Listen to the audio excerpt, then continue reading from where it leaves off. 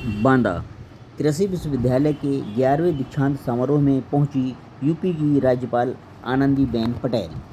बांदा कृषि एवं प्रौद्योगिकी विश्वविद्यालय के 11वें दीक्षांत समारोह में राज्यपाल आनंदीबेन पटेल ने 350 छात्र छात्राओं को प्रदान की उपाधियां। दीक्षांत समारोह में मेधावी छात्रों को 19 मेधावी छात्रों को प्रदान किए स्वर्ण पदक। राज्यपाल आनंदीबेन पटेल ने यूनिवर्सिटी के सर्वश्रेष्ठ स्नातक छात्र अंश सक्सेना को दिया चांसलर गोल्ड मेडल। इसी कार्यक्रम में राज्यपाल ने आंगनबाड़ी केंद्रों को सशक्त बनाने की दिशा में पहल करते हुए हमीरपुर जिले के 100 आंगनबाड़ी केंद्रों को आंगनबाड़ी किट प्रदान की। समारोह के दौरान राज्यपाल आनंदीबेन पटेल ने कृषि विश्वविद्यालय के आयोजित कराई जा रही उत्तर क्षेत्रीय किसान मेला 2026 की विवरणिका का भी किया विमोचन। और सब साल पूरा हो जाएगा। ये तो 25-26 का है। 25-26 की डिक्लेयर दी हुई 5 साल के लिए डिक्लेयर किया और 24,000 करोड़ है इसमें। सामान्य 100-200 करोड़ का नहीं है, 24,000 करोड़ की ये योजना है और किसानों के लिए योजना है और हमें ये योजना का पता नहीं है। ऐसा तो बोलना ही नहीं चाहिए। अब 12 जनपद जो पसंद किए ये मोटे तौर पर इधर के हैं। महोबा, हमीरपुर, बांदा, आप इसमें आ जाते हो।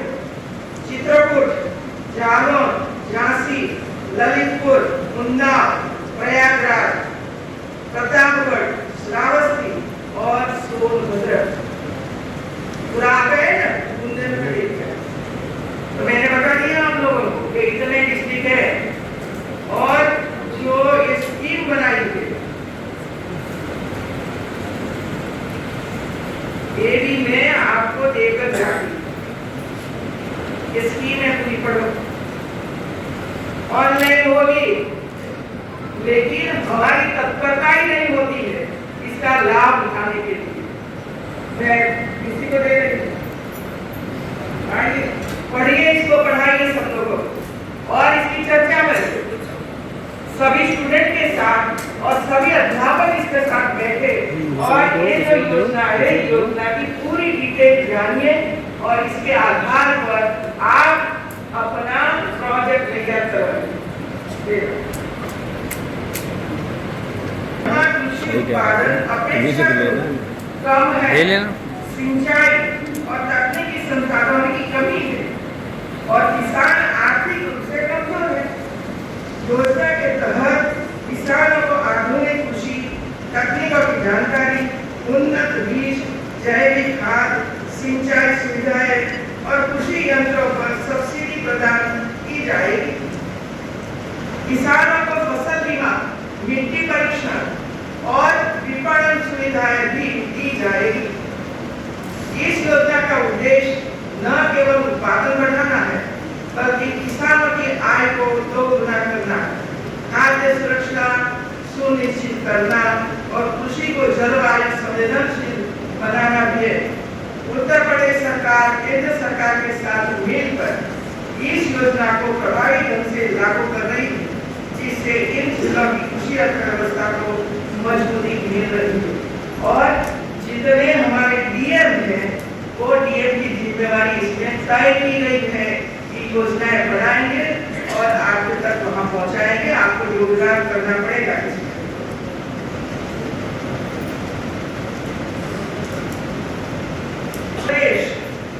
ये किसानों हेतु एक सुनहरा अवसर है जो न केवल उनकी आमदनी बढ़ाने में सहायक होगी बल्कि ग्रामीण अर्थव्यवस्था को भी सुदृढ़ करेगी। हमारे यहाँ संकाय अध्यक्ष प्रतिनिधियां बैठे हैं पहली लाइन में।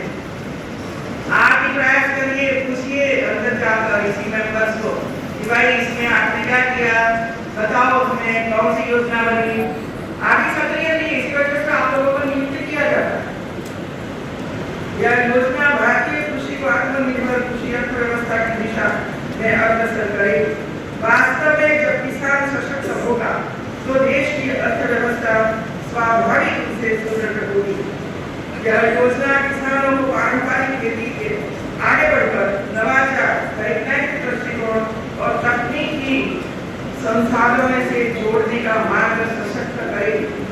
दूसरी योजना है तलहर आत्मनिर्भरता मिशन, जो हमारे पति जी ने कहा, हमारे पोषण युक्त सुरक्षा और आर्थिक स्वावलंबन की मजबूती जो भारत में हम उगाते हैं, खाते नहीं है, ऐसा क्या करें? मूंग उगाते हो नहीं उगाते हो तो खाओ तो सही।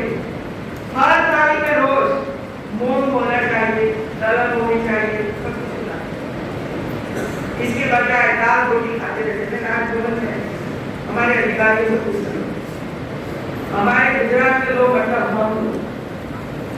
दाल, राइस, तो सब्जी, पापड़, अचार, छाछ, दही सब हमारे थाली में होता ही है और हम खाते हैं। इधर मैं पूछती हूँ आप क्या खाते हो? तो दाल रोटी, उसके अलावा कुछ नहीं। इसी वजह से हमारे प्रधानमंत्री की चिंता की है कि हर थाली में दलहन होना चाहिए।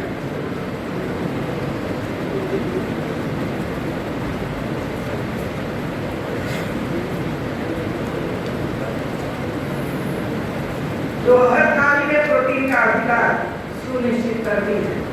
यह मिशन भारत के आयातक से निर्यातक बनने की दिशा में, आयात निर्यात की दिशा में ऐतिहासिक परिवर्तन का आधार है। हम निर्यात भी कर सकते हैं, आयात भी कर सकते हैं और खाने का काम कर सकते हैं। ये दोनों योजनाएं भारत को उस दिशा में ले जा रहे हैं जहाँ हर किसान आत्मनिर्भर हो, हर ग्राम आत्मगौरव से भरा हो और हर थाली में देश की धरती का प्रसाद हो। मुझे अवगत कराया गया है कि विश्वविद्यालय आगामी सत्र से पशु चिकित्सा पाठ्यक्रम प्रारंभ करने जा रहा है। पशुधन कृषि की आत्मा है और इस क्षेत्र में शोध एवं प्रशिक्षण